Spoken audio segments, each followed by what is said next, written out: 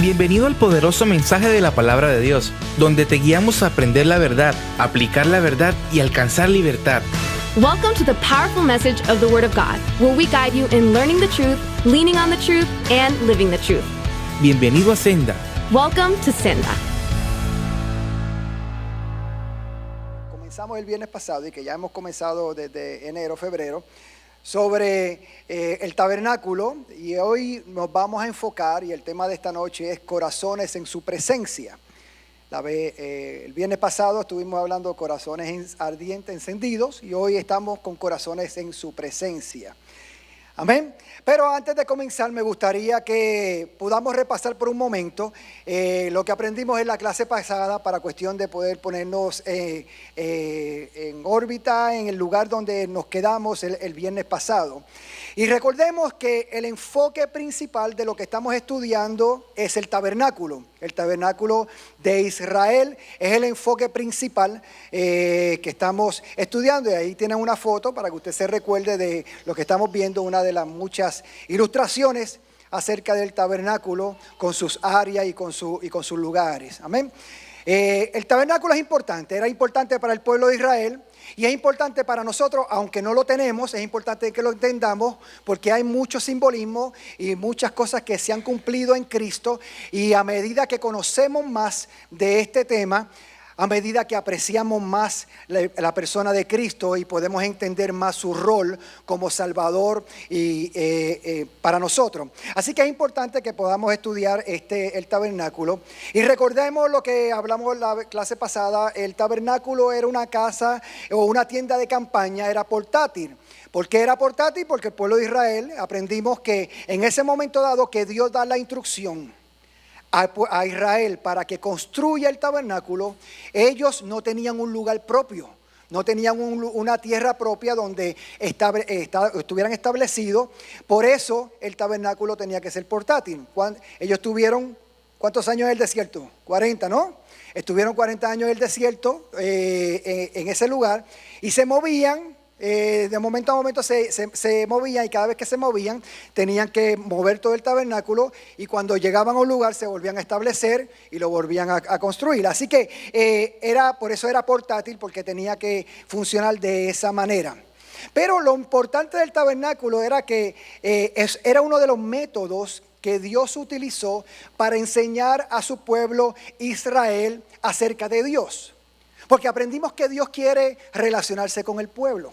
Dios quiere relacionarse con cada uno de nosotros, y como Dios estaba tan interesado en poder relacionarse con el pueblo de Israel, decidió, porque esto fue decisión de Dios, no fue decisión de Moisés. No fue que Moisés dijo, ¿sabes qué? Vamos a crear un tabernáculo para que Dios sea y esté su presencia aquí. No fue invento de Moisés, fue invento de Dios. Fue decisión de Dios porque Él quería relacionarse con su pueblo. De la misma manera que Dios sigue queriendo relacionarse con nosotros. Es un Dios de relación. Eso es lo lindo del Dios que nosotros tenemos, aparte de los otros dioses que hay por ahí o que se han inventado a través de los tiempos. Dioses egoístas, dioses que lo que quieren es su conveniencia y que ayudan quizás al hombre de acuerdo a cómo el hombre sea con él. Pero ese no es el Dios de nosotros. El Dios que nosotros le servimos, el Dios que la Biblia muestra, es un Dios que realmente quiere tener intimidad con el hombre. Entonces, como fue idea de Dios, el tabernáculo fue hecho de una manera especial porque era Dios quien quería enseñarle al pueblo lo que Él deseaba. Aquí no era cuestión de lo que el hombre deseaba. Aquí es cuestión de qué Dios quiere que nosotros aprendamos de Él. Y el tabernáculo es una de las maneras que Dios utilizó para eso. Para enseñar a Israel primeramente y luego a nosotros cómo Dios quiere relacionarse con nosotros. Hay veces que queremos relacionarnos con Dios de una manera inmediata, pero es que Dios ha establecido unos parámetros y unos procesos y unas normas. No es como el hombre quiera, sino es como Dios quiera. Entonces, como el hombre no sabe lo que Dios quiere, Dios de una manera visible, de una manera tangible, creó el tabernáculo para que Israel pudiera entender de qué manera puede el hombre acercarse a Dios. Lo lindo de esto es que en ningún momento Dios se está diciendo, se está alejando. Al contrario, Dios le está diciendo, yo estoy aquí, yo quiero tener intimidad con ustedes, quiero tener esta relación con ustedes, pero para que ustedes puedan acercarse a mí, tienen que hacerlo de una manera, no como ustedes quieran. Y el tabernáculo eso es lo que muestra. ¿Por qué? Porque el tabernáculo es la morada de Dios. Ahí era en donde Jehová moraba, el Dios de Israel moraba en ese lugar. Y todo el tabernáculo, cuando usted mira todo el tabernáculo y su significado de los objetos y de las posiciones, inclusive donde están, todo apunta a Cristo. Todo el tabernáculo apuntaba a Cristo. Claro, ellos no lo entendían en ese momento dado, pero luego, a medida que la revelación se va desarrollando a través de los años, Dios dándosela a los escritores a través de los años, eso se va desarrollando de una manera más concreta hasta hacerse una realidad en Cristo. Por eso es interesante que aprendamos cada uno de esto. Hermano, porque en cada utensilio que hay ahí, en cada lugar del tabernáculo, podemos observar a Cristo. Eso es lo que se conoce como tipología, es un tipo de Cristo. Cuando vamos a estudiar el tabernáculo, no vamos a ver a Cristo ahí, pero hay una tipología de Cristo donde apunta a un cumplimiento en Cristo cuando Cristo viene a la tierra y se hace una realidad. Ahora, esto es lo que conlleva el tabernáculo. De nuevo, y vamos a estudiar las partes y vamos a volver a repasarlas porque es interesante y es importante que nosotros entendamos este concepto para poder entender cómo Dios se relaciona con el hombre. De nuevo, cuando Dios establece el tabernáculo, lo estableció de una manera tan perfecta como solamente Él pudo establecerlo, porque él era quien conocía lo que el hombre necesitaba, y lo establece y lo desarrolla y lo prepara de una manera tan perfecta que toda la instrucción la dio Dios. Todo el detalle del tabernáculo lo dio Dios. Ahí no hubo invento de hombre. Ahí no hubo una idea del hombre en donde dice, bueno, a mí me parece que lo hagamos de esta manera. No, Dios dio medidas. Dios dio exactitud de cómo quería que fueran cada una de esas cosas. Entonces, es interesante ver de que como Dios sabía eso y quería darle una enseñanza al pueblo, Dios lo preparó de una manera particular, para que podamos entenderla de una manera clara. Así que ya una vez estamos dentro del tabernáculo, en el lugar santo que aprendimos la clase pasada, cuando abrimos esa pesada cortina que hacía una diferencia entre el atrio y el lugar santo, aprendimos que nuestros ojos se iban a dirigir ¿a dónde? Al candelero que estaba encendido. ¿Por qué? Porque dentro del lugar santo no había ventana, no había otra luz que no fuera la luz del candelero que estaba ahí. Ese candelero tenía que estar encendido todo el tiempo, porque era la única luz que existía en ese momento. Dios, cuando dio las instrucciones del candelero, dijo, esto es por estatuto perpetuo y tenía que estar encendido.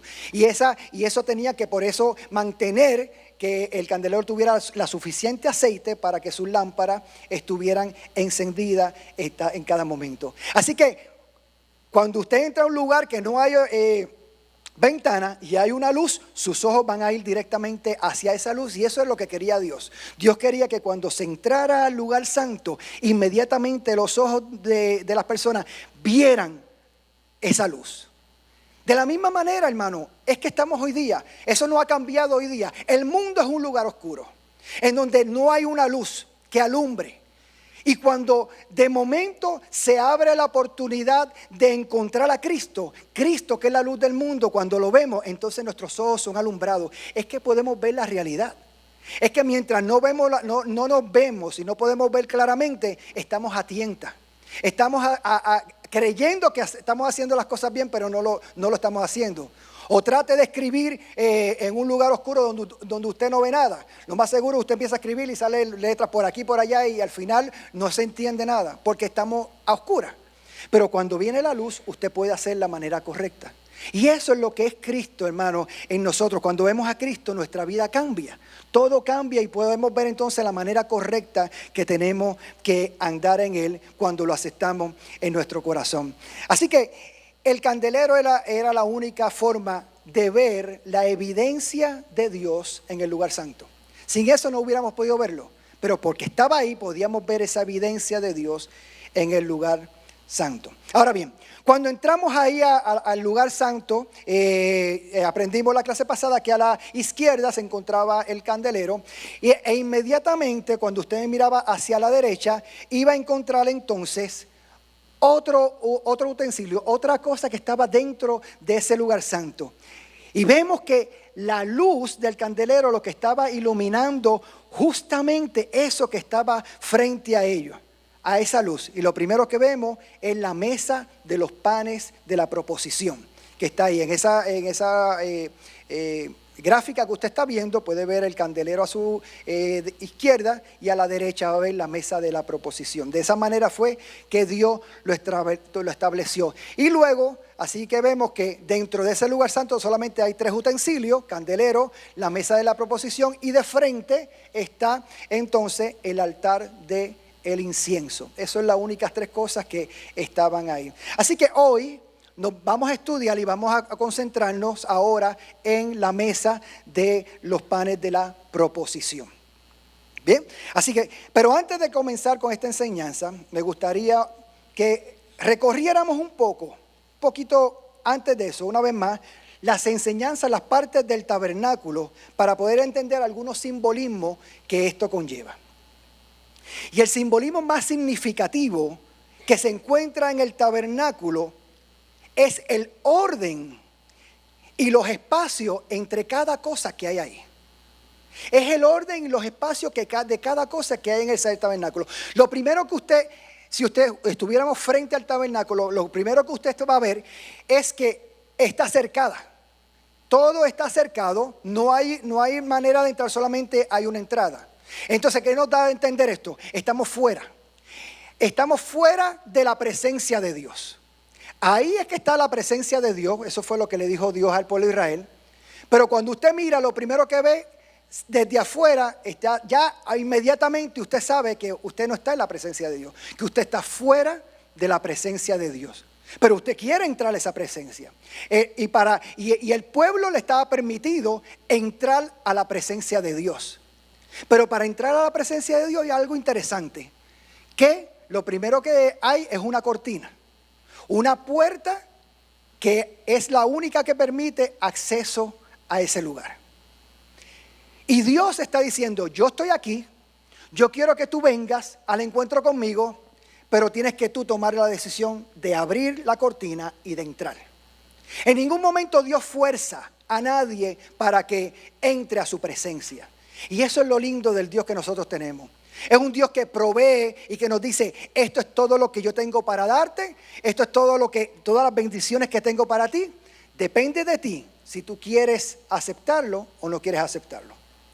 Y cuando tomamos esa decisión, que estamos afuera, como en un día estuvimos afuera y de lejos mirábamos a Dios y de lejos oíamos a Dios y de lejos escuchábamos que hablaban acerca de Dios, pero quizás en muchos momentos no te interesaba, pero lo escuchaba y sabía que Dios estaba ahí, hasta que tomamos la decisión de abrir esa puerta para entrar a la presencia de Dios. Así que lo primero que el hombre tiene que hacer cuando nos encontramos en un lugar como este es tomar la decisión de abrir la puerta, tomar la decisión de abrir el corazón hacia lo que Dios quiere para él, porque no va a ser impuesto por Dios. Dios nunca va a imponer nada a nosotros si nosotros no queremos eso acerca de Dios.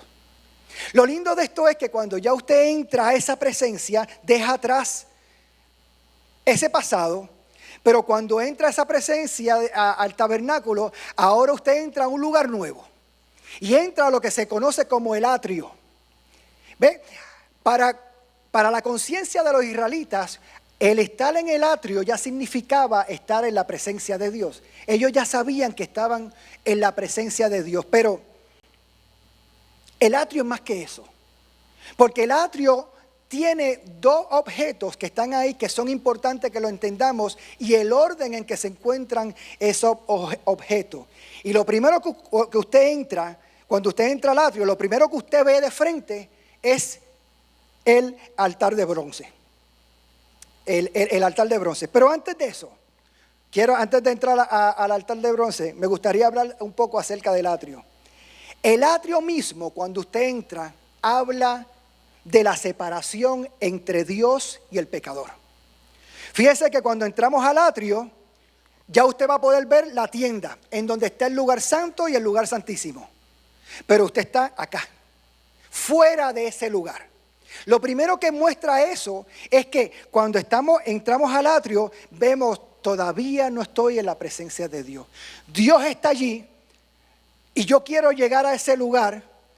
Y Dios y Dios nos está invitando y nos está diciendo, yo quiero que tú llegues a este lugar, pero para tú llegar a este lugar tienes que pasar por una serie de procesos primero. Tienes que hacerlo según mis ordenanzas, no según lo que nosotros querramos. Y esto, hermano, es importante que lo entendamos, porque hay veces la gente quiere inmediatamente entrar a la presencia de Dios creyendo de que hay una vía, hay acceso fácil a Dios. Pero sabes que no es así, no hay acceso fácil a Dios. ¿Por qué? Porque Dios es un Dios santo y nosotros somos pecadores. Entonces, si Dios es un Dios santo y no permite en su presencia el pecado ni la maldad, y nosotros vivimos en pecado y tenemos pecado en nosotros, no hay manera de que nosotros podamos entrar directamente a la presencia de Dios si algo no pasa antes de que entremos a esa presencia. Entonces, el atrio mismo está hablando, está gritándonos a nosotros. ¿Sabes qué? Hay una separación entre Dios y nosotros, entre Dios y el pecado. Fíjese que está fuera de la tienda del tabernáculo, donde se encuentra el lugar santo y luego el lugar santísimo. Esto, hermano, nos debe dar a entender que es imposible entrar en la presencia de Dios en nuestro estado natural. De nuestra manera natural es imposible que entremos a la presencia de Dios. Por eso hay una separación, hay un abismo entre donde está Dios y en donde estamos nosotros. Y esta separación o este abismo en el templo, ¿cómo se revela? Se revela por las cortinas que están en la tienda donde está el lugar santo y el lugar santísimo. Hay dos cortinas que dividen, que separan el atrio de ese lugar. La primera cortina, la que te da acceso al lugar santo, y luego una vez entramos al lugar santo, hay otra cortina que da acceso al lugar santísimo donde está la presencia de Dios. Así que la separación de lo santo y el pecado se puede ver claramente en el área del atrio, que es el área de afuera del tabernáculo. El pecado, como ya hemos dicho, no puede entrar en el lugar donde está Dios. No hay manera de entrar en el lugar donde está Dios. Entonces, ¿qué hacemos? ¿Qué hacemos en este momento cuando entendemos que hay una separación? Solamente aquellos que han sido purificados, que se hayan purificado de sus pecados, primeramente, son los únicos que se pueden acercar a Dios. Primero hay que purificar el corazón. Tenemos que purificarnos, tenemos que limpiar de nuestros pecados para entonces poder tener acceso a la presencia de Dios. Hermano, es imposible que con las buenas intenciones nosotros tengamos acceso a Dios. Y eso es lo que el mundo quiere enredarlo. Pero es que tú eres bueno. Con que tú seas bueno, ya con eso basta, ya vas a poner, Dios te va a recibir. Porque eres bueno. Y creemos, y el mundo cree, Satanás quiere hacer creernos que con eso solamente ya es suficiente para poder entrar a la presencia de Dios. Pero es que mis intenciones buenas nunca realmente van a ser buenas. Porque a la larga y a la postre, lo que el hombre busca, normalmente la mayoría de las veces, es el bien de sí mismo. Es lo que me conviene a mí. Es lo que a mí me agrada. Es lo que a mí me complace. Y aquí, cuando hablamos de Dios, no es lo que complace al hombre, es lo que me complazca a mí. Es qué le complace a Dios. ¿Qué tengo que hacer para complacer a Dios? Así que las buenas intenciones no son suficientes para poder entrar en la presencia de Dios, ni tampoco los esfuerzos honestos. No, pero mira, si tú viajas a la iglesia y tú oras y tú haces esto y tú haces esto, y entonces comenzamos a poner una serie de un listado que si lo cumplimos, entonces vamos a tener acceso directamente a Dios. Y aún así Dios le está diciendo no. Ni son las intenciones, ni son los esfuerzos honestos que el hombre pueda hacer que nos lleven a la presencia de Dios. Así que no hay nada que el hombre pueda hacer por sí mismo que le permita entrar a la presencia de un Dios santo como el que nosotros servimos. Porque está claro, o vamos por el camino que Dios ya ha dictado para entrar en su presencia, o de otro modo es imposible. Hay un solo camino, hay una sola manera que Dios dicta de la manera que el hombre pueda llegar. Pero hoy día queremos presentar muchas maneras. Pero la Biblia es clara y solamente muestra una manera, que es Jesucristo. Y a través de Jesucristo es el único camino para acceso a Dios. Eso fue lo que estaba representando el altar en ese momento con su simbolismo. Solo hay una manera que el hombre pueda acercarse a Dios, a su presencia. O es la manera de Dios o no hay otro camino. O es lo que Dios ha establecido para que el hombre pueda tener acceso a su presencia, o nos quedamos fuera. Ahora, la pregunta es, ¿cómo es posible que entremos en su presencia, que es la vida misma? ¿Qué tenemos que hacer? El tabernáculo nos lo muestra, el camino que tenemos que correr. Y lo primero que nos muestra en el tabernáculo, en el atrio, que es en donde encontramos, en el área de donde está fuera del pecado, ahí lo que encontramos es el altar de bronce, que está en el atrio. Lo primero que encontramos es el altar de bronce. Y aquí en este altar de bronce pasa algo interesante. Cuando usted ve ese altar de bronce y usted ve lo que se hace en ese altar de bronce, usted va a poder observar en los términos visuales más crudos que se pueda visualizar de alguna manera la representación de lo que la Biblia dice que está establecida para poder tener presencia a Dios. La Biblia es clara y dice: sin derramamiento de sangre no hay remisión de pecado. Eso se encuentra en Hebreos capítulo 9, versículo 22. Pero esto es lo que simboliza este altar. Este altar cruda y claramente nos revela que tiene que haber sangre, que se tiene que derramar sangre para poder entonces cubrir el pecado. Fue la manera que Dios lo estableció. ¿Por qué? Porque la paga del pecado es muerte. Entonces, ¿qué es lo que se supone que nosotros recibiéramos? La muerte. Pero si no la hemos recibido, entonces ¿cómo podemos recibir la vida? Algo tiene que pasar. Alguien tiene que morir. Tenemos que derramar sangre de alguna manera para que se pueda cubrir nuestro pecado. Y ahí en ese altar, claramente el pueblo podía ver de una manera viva lo que se necesita hacer para poder entrar a la presencia de Dios y que nuestros pecados sean perdonados. Hermano, no hay otro camino hacia el lugar santísimo sino a través del altar. No podemos entrar al atrio y pasarle por el lado al altar para tratar de llegar al lugar santísimo. No, es que Dios cuando lo estableció dijo: tú quieres llegar a mi presencia, tiene que haber un sacrificio. Quieres llegar a mi presencia, hay que derramar sangre. Algo tiene que cubrir el pecado de nosotros. Así que esa parte no se puede obviar. Por eso dijimos que las intenciones ni las buenas obras son suficientes para poder entrar, porque eso no cubre nuestro pecado. Algo tiene que cubrir nuestro pecado. Por eso es que necesitamos eso. Por eso es que la Biblia establece claramente que por cuanto todos pecamos, estamos destituidos de la gloria de Dios. Entonces, por tanto, necesitamos un sacrificio aceptable para poder entrar en la presencia. Y aquí es que viene lo importante, a la meta que queremos llegar. Porque queremos llegar ¿a dónde? A Dios. Y como queremos llegar a Dios, es necesario que pasemos por este primer objeto en el tabernáculo, que es el altar de bronce. ¿Sabe? En el tiempo del tabernáculo, la gente tenía que traer su ofrenda para poder ser sacrificada y así poder tener el perdón de sus pecados.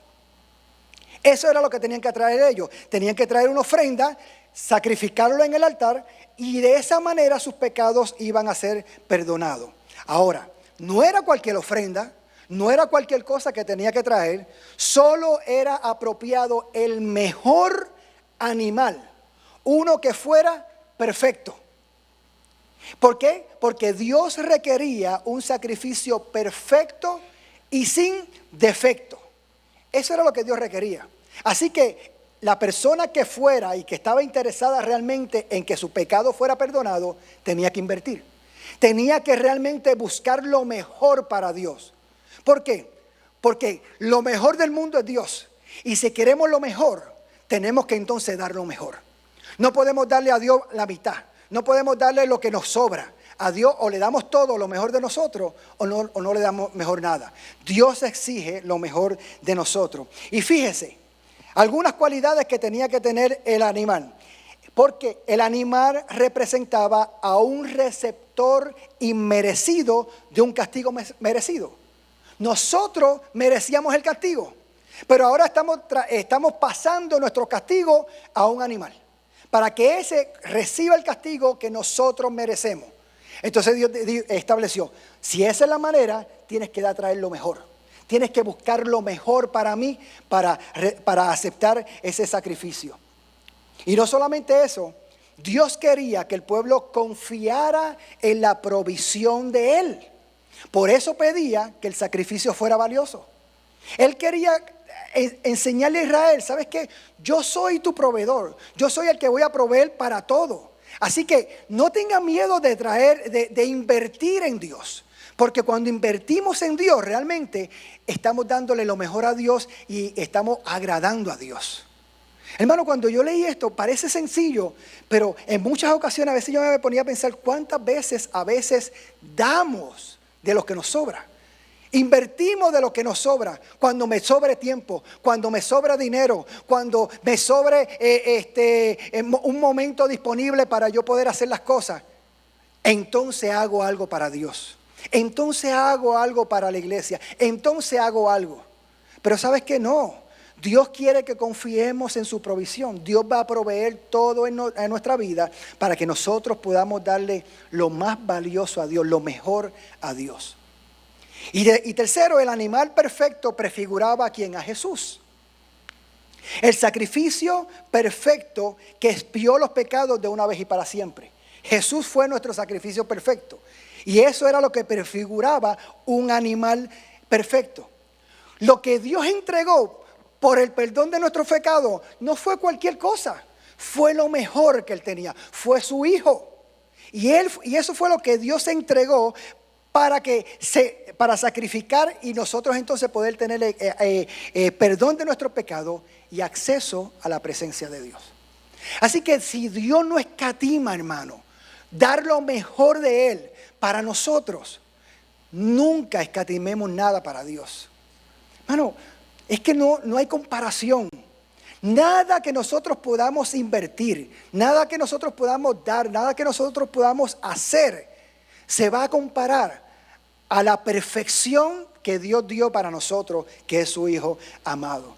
Amén. Así que eso, hermano, es lo que representaba ese animal. Así que las personas debían llevar la ofrenda. Y mire esto, cuando llevaban la ofrenda a ese animal, las personas la llevaban ahí, se ponía el animal frente a ese altar y la persona tenía que extender su mano y ponerlo en la cabeza del cordero que se iba a sacrificar mientras lo mataban. O sea que lo llevaba, se ponía, se le daba al sacerdote, tenías que poner tu mano sobre el cordero y tenías que ver cuando se sacrificaba. Tenía que ver cuando la sangre corría, tenía que ver cuando se corría esa sangre por ese altar y se derramaba por todo ese altar. ¿Qué simbolizaba eso? Eso simboliza que aunque temporalmente de colocar, lo que se hacía era, se colocaba en el animal los pecados de la persona y moría en mi lugar. Eso es lo que se estaba simbolizando en ese momento. Al poner mi mano sobre el cordero y lo mataban, se estaba transfiriendo simbólicamente mis pecados a ese animal y moría por eso.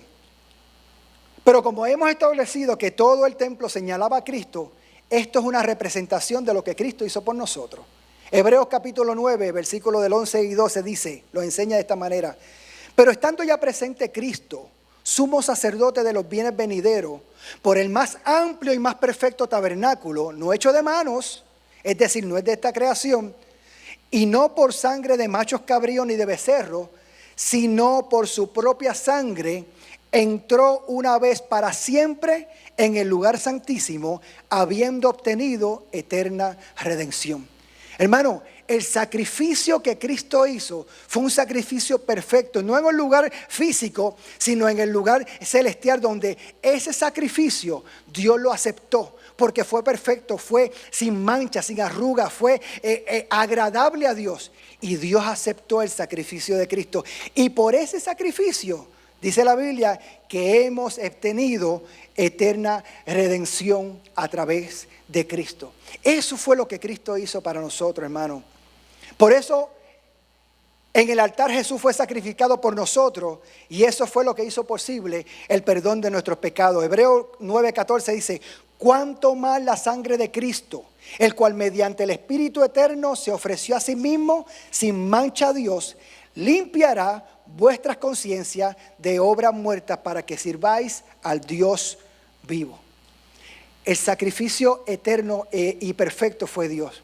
Por eso Isaías lo dice, lo explica claramente, hablando a través de Cristo. Isaías 53:5, cuando dijo: mas Él herido fue por nuestras rebeliones, molido por nuestros pecados. El castigo de nuestra paz fue ¿sobre quién? Sobre Él. ¿Recuerda el simbolismo de poner nuestras manos sobre el cordero para que recibiera el castigo nuestro? El castigo nuestro fue ¿sobre quién? Sobre Jesús, sobre Él. Y dice la Biblia: y por su llaga fuimos nosotros curados. El sacrificio perfecto de Jesús, hermano, allí en el altar, es lo que hace posible que nosotros, cuando lo aceptamos, podamos tener acceso a la presencia de Dios. Así que, hermano, no hay otra manera.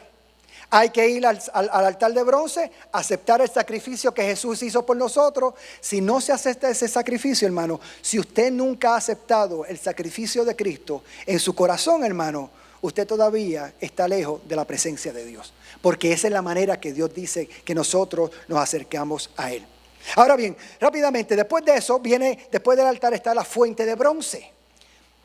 Y quiero que vean en la gráfica de la fuente de bronce. Está inmediatamente detrás del altar de bronce. Y la fuente de bronce es usada especialmente para los sacerdotes. Eso no es para el pueblo, sino para los sacerdotes y no para el pueblo. Porque después de hacer el sacrificio el sacerdote tenía que lavarse en la fuente de bronce. Sus manos ya habían sido manchadas por sangre. Pero para entonces él poder entrar a la presencia de Dios, tenía que lavarse antes de entrar en la presencia de Dios.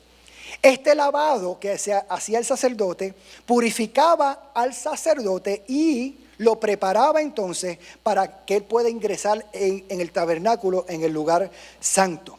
¿Por qué? Porque Jehová le había dicho, y fueron sus instrucciones, que si el sacerdote no se lavaba antes de entrar al lugar santo, iba a morir. Tenía que lavarse antes de entrar al lugar santo.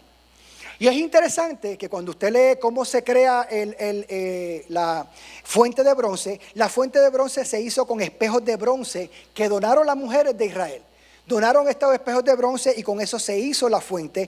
Y se entiende que pudo haber tenido una superficie brillante y espejada que ayudaba al sacerdote a lavarse a conciencia y a recordarse cuando se estaba lavando que Jehová está mirando el corazón más allá de la apariencia exterior. La demás gente no lo veían, pero cuando el sacerdote entraba y se inclinaba y se miraba, se estaba mirando a sí mismo. Él era el único que se veía en esa agua, ese reflejo, como entendiendo de que ahí está Dios y me tengo que lavar. Y ahí también él podía ver cuando extendía su mano y poderse lavar bien de la sangre que tenía y lo que había hecho anteriormente en el sacrificio. Así que ese era un momento importante para el sacerdote. La fuente de bronce también nos recuerda que Dios es limpio. Nos recuerda que en Él no hay mancha ni sombra de variación. Hermano, la palabra limpio describe el carácter de Dios. Un carácter que es fiel, un carácter que es justo, misericordioso y verdadero. Así que ser inmundo es no tener ese carácter, es no ser limpio, es no ser justo, es no ser misericordioso ni ser verdadero. Entonces, y lo que no tiene el carácter de Dios no puede estar en la presencia de Dios. Por eso es importante que no solamente el sacrificio, sino también que nos limpiemos. Fíjense que el sacerdote no tenía que limpiarse, no tenía que hacer el sacrificio, pero sí tenía que lavarse para poder entrar en la presencia de Dios, porque Dios así lo exigía. Hermano, y yo creo que en la Biblia hay un profeta que quizás experimentó esta realidad de una manera bien gráfica, y fue el profeta Isaías.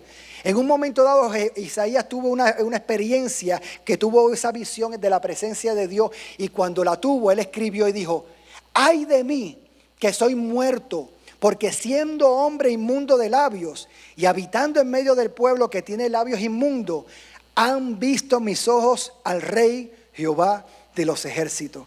Cuando Isaías vio la perfección, la santidad de Dios, 3 veces santo, dijo: no, soy inmundo, no estoy limpio, no soy como Él, no me reflejo a Dios. Y creyó que iba a morir en ese momento dado. Esa es la santidad, la perfección, la pureza de Dios. Así que ya hemos visto estos dos objetos, la fuente de bronce y el altar de bronce. Y ahora, cuando entramos al lugar santo, demandan atención 3 objetos. El primero, que ya lo vimos en la clase pasada, es el candelero, que ya lo vimos en la clase pasada. No vamos a entrar mucho al detalle, pero quiero que recordemos solamente algo. Es la fuente de luz en el lugar santo. Y yo creo que David lo expresó muy bien cuando dijo: Jehová es mi luz y mi salvación, ¿de quién temeré? Jehová es la fortaleza de mi vida, ¿de quién he de atemorizarme? Cuando entendemos que Jesús, que Jehová es nuestra luz, que Cristo es nuestra luz, entendemos que tenemos que ir directamente a Él, agarrarnos de salud. Él es quien va a proveer de nosotros, alumbrarnos el camino que tenemos que andar. Y algunos de los propósitos del candelero que vimos era, primeramente, iluminar el lugar santo, como era el mismo propósito de nosotros, iluminar en donde estamos, en nuestro medio ambiente. El segundo propósito era brillar delante de la presencia de Dios, como nosotros tenemos que brillar delante de la presencia de Dios. Es brillar para Dios. Es que aprendimos que no vamos a brillar por nuestra propia fuerza, porque eso es ser una vela y la vela se consume. Brillamos porque somos lámpara, y Dios es el que va a derramar en nosotros su aceite de su Espíritu Santo, que sale de Él, el árbol de olivo, para mantenernos ardiendo delante de la presencia de Dios. No ardemos por nosotros mismos, ardemos porque el Espíritu Santo está en nosotros y podemos entonces brillar delante de la presencia de Dios. Y tercero, el candelero daba luz hacia adelante. Tenemos que alumbrar hacia adelante, hacia los que están ciegos, hacia los que necesitan alumbrarlos para que vengan a este conocimiento. Una vez tenemos el candelero, viene entonces la mesa de los 12 panes, o la mesa de la propiciación. Es interesante que cuando estudiaba esto, en los tiempos paganos y en los templos paganos, aquí era donde se sentaban los dioses a comer. En un templo pagano, los dioses se sentaban en una mesa y comían y recibían lo que los demás le dieran, y eran servidos, y eran los que se sentaban a: dame, provéeme, hazme. Eso eran los dioses paganos. Pero en el templo de Israel es diferente. Mire el Dios que nosotros tenemos, que en Israel es diferente, porque en el templo, en el tabernáculo, se entiende aquí que Dios es el que alimenta al pueblo. Ahora los papeles cambian. En la mesa de la proposición no es para que Dios se siente y nosotros le demos, sino que Dios nos está diciendo: ya que entraste a mi presencia, aceptaste el sacrificio, fuiste perdonado por tus pecados, eres limpio, ahora estás en mi presencia. ¿Sabes qué? Yo quiero proveerte, yo quiero alimentarte, yo quiero suplirte, yo quiero proveer en ti todo lo que tú necesitas. Y ese es el Dios que nosotros tenemos. Es lo que representa en la mesa de la proposición. David lo expresa de esta manera, y él decía en el Salmo 23: adereza mesa delante de mí en presencia de mis angustiadores, unge mi cabeza con aceite, mi copa está rebosando. Qué hermoso, hermano, es poder entender que lo que Dios quiere es suplir nuestras necesidades, que lo que Dios quiere es que nosotros podamos ir a donde Él, la fuente de toda buena dádiva, proviene de Dios. Así que Dios no tiene necesidad de alimento. Dios no necesita alimento para subsistir. Pero ¿quién necesitaba? Israel era el que necesitaba ser alimentado por Dios. Dios no necesita alimento. ¿Quién necesitamos alimento? Nosotros, diariamente. Nosotros necesitamos ser alimentados por Dios diariamente. Nosotros, no Dios. Así que, como hemos observado, los objetos del lugar santo eran evidencia de las bendiciones que Dios tiene para los que viven en su presencia. Dios provee luz, Dios provee sustento, Dios provee comunión para todo aquel que está en su presencia. Así que vamos rápidamente entonces a ver esta mesa de la preposición y a ver entonces su construcción. De qué manera fue construida y por qué Dios lo especifica de esa manera. Y vamos a ver lo que Dios estableció en Éxodo 25, del 23 al 30. Tenemos que leerlo, hermano, para poder entender. Estamos hablando de la mesa, tenemos que entender cómo fue creada la mesa y de qué manera. Dios estableció y dijo: harás asimismo una mesa de madera de acacia. Su longitud será de 2 codos, y de 2 codos su anchura, y su altura de 1,5 codos. Y la cubrirás de oro puro, y le harás una cornisa de oro alrededor. Le harás también una moldura alrededor de 1 palmo menor de anchura, y harás a la moldura una cornisa de oro alrededor. Y le hará 4 anillos de oro, los cuales pondrás en las 4 esquinas que corresponden a las 4 patas. Los anillos estarán debajo de la moldura, para lugares de la vara para llevarlo a la mesa. Harás las varas de madera de acacia y las cubrirás de oro, y con ellas será llevada a la mesa. Harás también sus platos, sus cucharas, sus cubiertos, sus tazones, con que se libará de oro fino los hará, y pondrá sobre la mesa el pan de proposición delante de mí continuamente. Esa fue la instrucción de Dios en cuanto a la preparación y la construcción de la mesa de la proposición. La mesa, como vimos, se ve en el primer versículo, estaba construida, tenía 2 codos de largo, 1 codo de ancho y 1,5 codos de altura. Eso hoy día representa medidas de nosotros: 36 pulgadas de largo, 18 pulgadas de ancho y 27 pulgadas de alto. Así que si alguien está interesado en hacer una mesa y traerla para la iglesia, pues ahí tiene las medidas. Usted hágala, cúbrala de oro como fue y nos trae para acá. ¿Ven? Así que usted siga la instrucción de que Dios dijo. Amén. Ahí tiene eso. Pero hermano, la mesa, es interesante que la Biblia dice que está construida de madera de acacia, pero cubierta de oro puro, con un marco o moldura de oro que lo rodeaba. ¿Sabe? El significado de esto, por lo tanto, es que la madera de acacia nos representa lo que es humano y el oro representa lo que es divino. Humano y divino juntos. Fíjese que a diferencia del candelero, el candelero era una sola pieza de oro que se formó. Ahí no había otra cosa, era puro. Pero la mesa de acacia no. Ahí vemos la unión entre lo que es humano y lo que es divino. Dios y las personas tenían comunión en la mesa de los panes de la proposición. Ahí estamos, Dios nos está invitando. Esto no es para mí solo, esto es para ambos. Yo quiero tener comunión con ustedes, con sus hijos. Es entonces, cuando vemos esto, ahí vemos a Cristo. Es Cristo en su naturaleza divina y en su naturaleza humana, reflejada en la construcción de esa mesa, en una persona. Jesús fue hombre y fue Dios.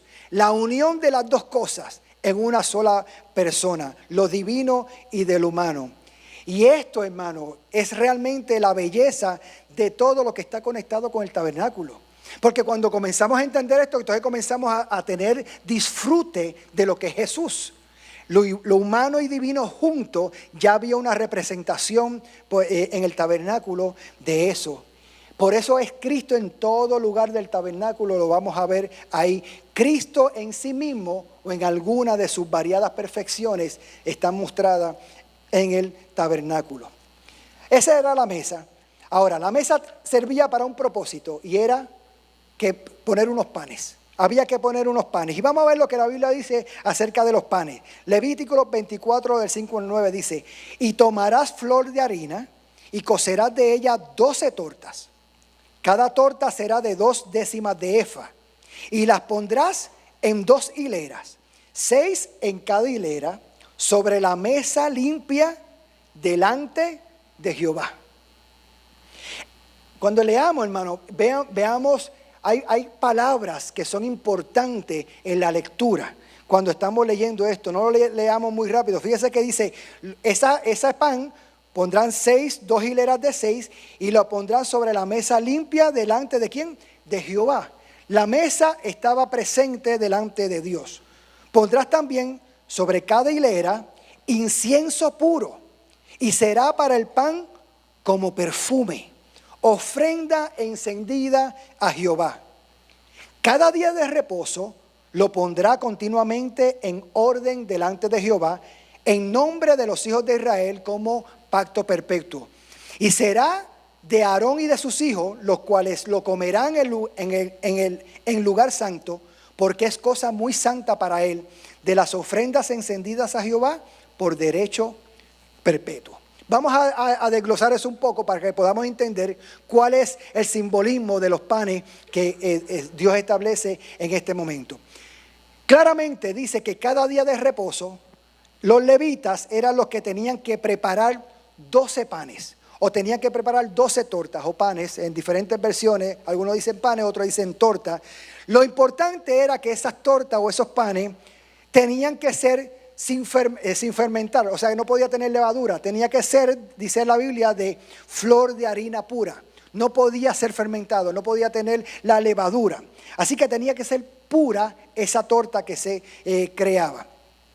Entonces, estos panes eran colocados, cuando estaban aún calientes, eran colocados sobre la mesa de la proposición cada día de reposo. O sea, cada sábado se hacía esto. Los levitas tenían que hacer esto en 2 hileras, los colocaban en 2 hileras o pilas, 6 en cada hilera, y lo ponían con incienso puro en cada una de las pilas. No es que le ponían incienso al pan, sino que lo que hacían era que encima de último pan ponían una copa, y esa copa contenía incienso ahí. Y ese incienso era lo que la Biblia llama, Jesús mismo llama, ofrenda encendida a Jehová, olor grato a Jehová. Así que esto representaba obviamente las 12 tribus de Israel. Cada pan representaba una de las tribus de Israel. Y estos panes, durante toda la semana, el pan quedaba sobre la mesa. Ahora bien, ¿quién estaba dentro de ese lugar? El único que estaba era Dios. Ahí no había más nadie. El único que estaba dentro de la presencia era Dios, y solamente cuando entraban los sacerdotes. Ahora, cuando eso se dejaba ahí toda la semana, esos panes estaban delante de la presencia de Dios. Y por eso algunas traducciones lo llaman pan de la presencia, porque estaban esos panes delante de la presencia de Dios en todo momento. Reflexione, si los panes representan a Israel, lo que significaba que Israel estaba delante de la presencia de Dios todo el tiempo. El pueblo estaba afuera haciendo sus cosas, pero delante de la presencia de Dios estaban ahí los panes. Dios representando a Israel, Dios constantemente acordándose de su pueblo, Dios constantemente viendo a su pueblo, Dios constantemente recordando las promesas de su pueblo, Dios constantemente deleitándose en su pueblo, en su presencia. Eso es lo lindo, hermano. A veces creemos que nosotros no somos de valor, pero ¿sabe? Nosotros somos como esos panes hoy día. Nosotros estamos en la presencia de Dios a través de Cristo. Y a veces creemos que Dios ni en cuenta nos tiene, pero nosotros estamos en la presencia de Dios y somos olor fragante a Dios. Y Dios está pendiente a nosotros.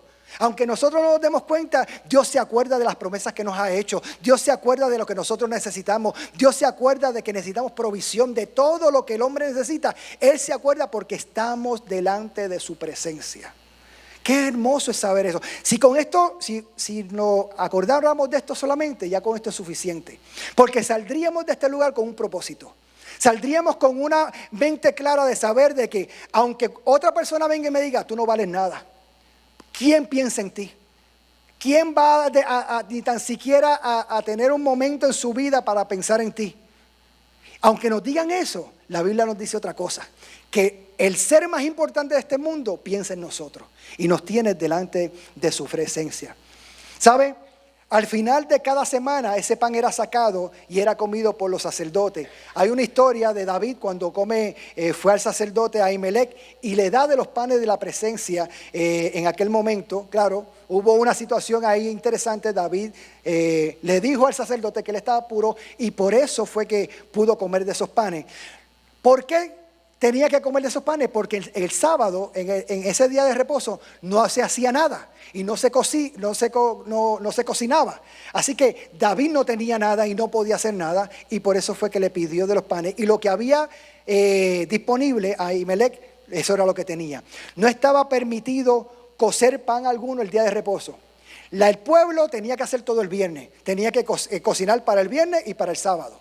Porque el día de reposo no se podía hacer nada. Pero los levitas, sí, ellos sí tenían que preparar el pan cada sábado, fresco. Y cuando estuviera caliente, ponerlo delante de la presencia de Dios cada día de reposo. Y entonces los que quitaban, ellos se lo podían comer en la presencia de Dios. No podían sacarlo fuera, sino allí mismo en el tabernáculo había un lugar donde ellos podían comerlo.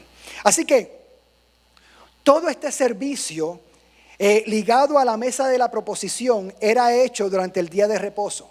Como ya les dije, el pan era preparado y aún cuando estaba caliente se presentaba. Así que lo que hacían los sacerdotes, esto sirve como ejemplo de las cosas celestiales, de lo que Dios tiene para nosotros. Una lección para nosotros.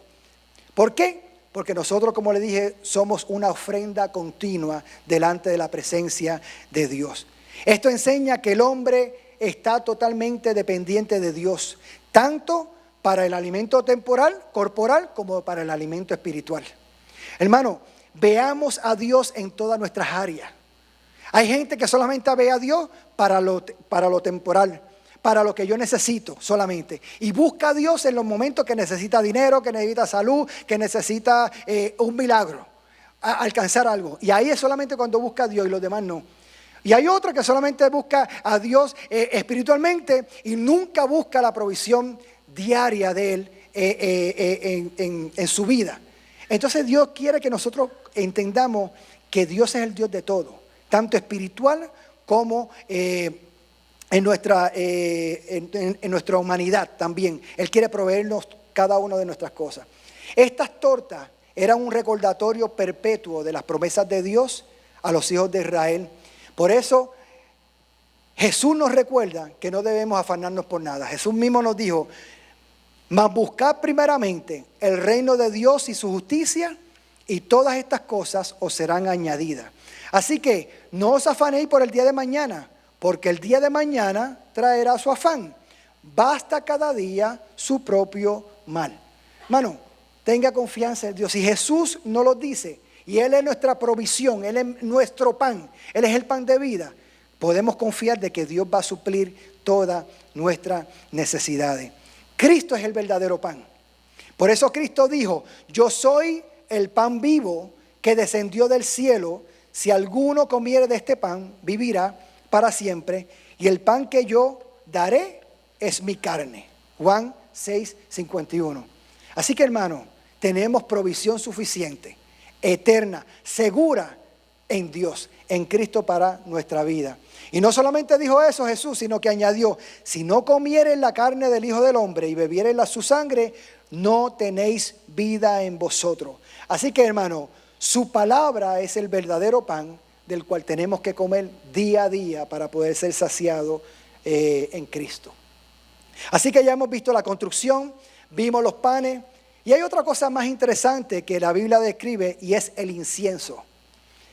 Levíticos capítulo 24:7 dice acerca del incienso: pondrás también sobre cada hilera incienso puro, y será para el pan como perfume, ofrenda encendida a Jehová. Hermano, el incienso es muy aromático. Ustedes quizás han comprado en su casa y lo ponen y la casa se llena de ese olor rico que emana el incienso. Y tiene un valor ese aroma. El incienso, hermano, tipifica la dulce fragancia de Cristo para Dios. La fragancia de Cristo para Dios. Por eso, hermano, es que podemos ver claramente que el sacrificio de Cristo, cuando Cristo hizo el sacrificio, fue agradable a Dios. El sacrificio de Cristo en la cruz del Calvario, para el hombre allí, era una escena triste. Pero para Dios fue un olor grato el sacrificio de Jesús en la cruz. Lo que hizo para nosotros, a Dios le agradó. Dios se complació con eso. Y para nosotros la aplicación es, según lo dice Pablo, 2 Corintios 2, del 14 al 15. Mas a Dios gracia, el cual nos lleva siempre de triunfo en Cristo Jesús. Y por medio de nosotros manifiesta en todo lugar el olor de su conocimiento, porque para Dios somos grato olor de Cristo. Así que, hermano, si usted acepta a Cristo, usted es un grato olor de Cristo al mundo. Y así como la luz, así como somos luz del mundo, así también somos aroma e incienso de Cristo al mundo. Así que, hermano, para concluir esta noche, esta enseñanza, quiero que entendamos algo. La mesa de la comunión nos recuerda nuestra liberación del pecado. Ya lo hemos visto, hemos pasado la fase. Nos recuerda nuestra liberación del pecado y la costosa redención de nuestra libertad. Fue costoso. Costó la vida de Cristo, que nos permitió eso entrar en un nuevo pacto. Un nuevo pacto con Dios y el acceso, a través de ese pacto, el acceso a la presencia de Dios.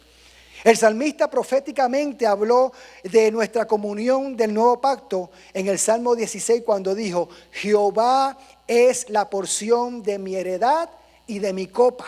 Fíjese cómo dice el salmista: Jehová es la porción de mi heredad, de mi herencia y de mi copa. Interesante que el salmista no dijo: Jehová me da la porción, no, sino que Jehová es la porción. Él es la porción que yo necesito diariamente. Muy pronto, hermano, todas estas representaciones y sombras de estas cosas se hicieron una realidad en Jesús. Porque Jesús se convirtió en el Cordero inmolado que fue sacrificado por nosotros. Porque Jesús se convirtió en el pan roto que se rompió por nosotros, su cuerpo fue quebrantado por nosotros. Y Jesús se convirtió en el vino derramado, su sangre derramada que nos hace acepto delante de la presencia de Dios. Meditemos en esto, hermano. Los panes de la proposición tenían que permanecer ante Dios hasta que Él estuviera satisfecho. Solo después que Dios estuviera satisfecho con la porción que le había sido ofrecida por los sacerdotes, era que ellos podían tomar ese pan y sacarlo. Cuando el pan, Cristo, sin levadura, fue presentado ante Dios allí en el Gólgota, fue levantado ante Dios en aquel altar del sacrificio en el Gólgota, esta sombra del tabernáculo, el pan de la proposición, halló su cumplimiento en aquel momento. Mientras el sol dejaba de brillar en aquella tarde del viernes, abruptamente se abre paso el día de reposo cuando Cristo murió. El sol se puso temprano por un rato aquella tarde fatídica, casi como si Dios deseara apurar el fin de la agonía de su Hijo allí en el Calvario. Pero la Biblia dice en Isaías 53:11: verá el fruto de la aflicción de su alma y quedará satisfecho. Y sabe, cuando Dios vio el fruto de la aflicción de su alma en Jesús, Él quedó satisfecho. Y a partir de ese momento, hermano, Dios entonces tendió una mesa, tendió un banquete para nosotros, al sacerdocio santo que somos nosotros, para que nosotros podamos participar del maná, del pan, de la presencia de Dios en su presencia. El que puede salvar perpetuamente, solamente Dios, nos está invitando a que nos sentemos a su mesa. ¿Sabe? Dios estuvo satisfecho con Jesús, y eso basta para cubrirnos a usted y para cubrirme a mí. Así que todo está hecho en Cristo. Nosotros lo que tenemos que hacer es recibirlo, entenderlo y comenzar a disfrutarlo. porque para eso Dios lo dio. Así que estemos puestos de pie en esta hora. Dios desea, hermano, que nosotros podamos disfrutar en su presencia. La mesa de la proposición no es algo más que estar en la presencia del Señor. Hay veces que tenemos prisa y vamos a la presencia de Dios con prisa, cuando Dios lo que quiere es tener un tiempo con nosotros y querer disfrutar de su presencia, que nosotros disfrutemos de su presencia con Él. Así que pensemos en esto, analicemos, meditemos en esto, hermano, y disfrute. Cuando usted salga, disfrute de la presencia de Dios, en su presencia, porque usted está como un pan a través de Cristo en la presencia de Dios, emanando olor grato a su presencia. Señor, gracias te damos. Gracias por este momento hermoso, Señor amado, donde nos permites poder entender esta verdad, Señor amado. Hay momentos, Padre mío, que queremos, Padre Celestial, quizás algo más abundante o algo más espectacular. Pero ¿qué más espectacular que tu palabra? ¿Qué más abundante, Señor amado, que entender una realidad como esta? Que tú preparaste todo, Señor amado, para que nosotros podamos entrar a tu presencia. Que tú estableciste, Señor amado, una manera donde podemos allegarnos a ti. Pero no solamente la estableciste, sino que también pusiste el puente. También diste la manera. También pusiste el sacrificio perfecto para que nosotros pudiéramos entrar. Si hubiéramos seguido con los sacrificios de las ovejas y de los cabros, Señor amado, todavía estuviéramos en nuestros pecados. Pero ahora, porque Jesús, el sacrificio perfecto, se hizo por nosotros una realidad, ahora, Señor amado, tenemos acceso delante de tu presencia. Ayúdanos a entender cada día esta realidad de que, Padre, podemos, Padre mío, venir delante de tu presencia confiadamente, Señor amado, sabiendo, Señor amado, oh Dios, que está hecho. Nos lavamos a través de tu Espíritu, Señor amado, en esa fuente de bronce, Señor amado, e entramos a tu presencia. Y cuando entramos, te contemplamos. Allí no hay nadie más. En tu presencia no había distracción. Allí en el altar, Señor amado, solamente eres tú y nosotros. Ayúdanos a entender, Padre amado, que cuando estamos delante de ti, lo único que está presente eres tú y yo. Que no hay nada más, Señor amado, que no hay nada más importante en el mundo, que no hay nada más importante, Señor amado, que poder contemplar la hermosura tuya, Señor amado, en tu lugar santo, Padre Celestial. Ayúdanos a entender, Padre mío, que solamente esto lo hacemos cuando aceptamos a Cristo, cuando reconocemos, Padre mío, su sacrificio en nuestra vida, y a través de ese sacrificio, Padre mío, podemos, Padre mío, caminar hacia adelante, hacia donde tú tienes para nosotros, Padre Celestial. Gracias por este tiempo. Gracias por esta palabra. Gracias, Señor amado, por esta enseñanza. Gracias, Padre amado, porque nos recuerdas, nos ilumina, Señor amado, de una verdad, Padre mío, tan profunda, tan sencilla y tan profunda a la misma vez, que lo que tú anhelas es que estemos en tu presencia, Señor amado. Que nuestro corazón arda en tu presencia. Que seamos olor grato como incienso delante de tu presencia. Ayúdanos, Padre mío, a que toda distracción, Padre mío, se quite. Que podamos fijar nuestra mirada en ti. Que podamos anclar nuestro corazón en ti. Que podamos afincar nuestros pies, Señor amado, delante de ti. Y solamente mirarte, y solamente contemplarte, y solamente poder disfrutar, Señor amado, no necesariamente con palabras, Señor amado, sino como el pan, disfrutar de tu presencia, Señor amado, del aroma tuyo, disfrutar, Padre mío, de ver, Padre mío, oh Señor amado, cómo tú te deleitas, Señor amado, y cómo tú anhelas, Señor amado, recordarte, mirarnos, Señor amado. Cada vez que nos miras, te recuerdas, Padre mío, cada promesa que nos has hecho, Padre amado. Cada vez que nos miras, tú te recuerdas, Padre mío, de cada, Padre mío, momento de nuestra vida. De los momentos difíciles que hemos vivido, de los momentos buenos que hemos vivido. Y aún te recuerdas de los momentos que vamos a vivir, Señor amado. Pero qué bueno es saber, Padre mío, que no importa lo bueno o lo malo, lo deleitoso o lo amargo que sea, lo que tengamos que caminar, tú estarás con nosotros. Y si podemos mirarte a ti, Padre amado, podemos entender, Señor amado, que a pesar de que, como decía el salmista, de que pasemos por el valle de sombra y de muerte, allí tú estás, Señor amado. En tu presencia estamos en cada momento, Señor amado.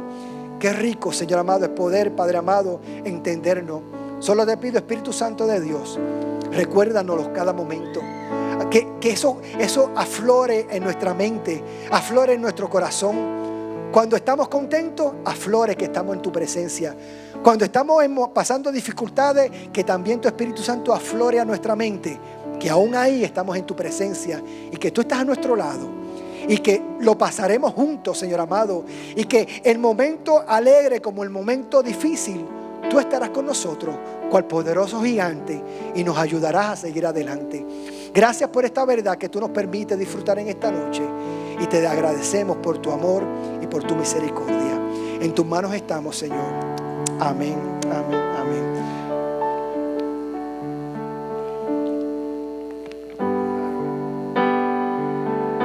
Gloria a Dios. ¿Cuántos han gozado esta noche? Amén, qué tremenda palabra, ¿verdad? Es algo tan hermoso. Nos alegra que nos hayas acompañado hoy. Si este mensaje ha impactado tu vida, suscríbete a nuestro canal de YouTube para seguir recibiendo palabra que restaura y transforma. También puedes ayudarnos a que otros reciban esta poderosa palabra haciendo una donación al visitar este enlace. Thank you for joining us today. If this message has impacted your life, subscribe to our YouTube channel to keep receiving word that restores and transforms. You can also help reach others to receive this powerful word by making a donation visiting this link.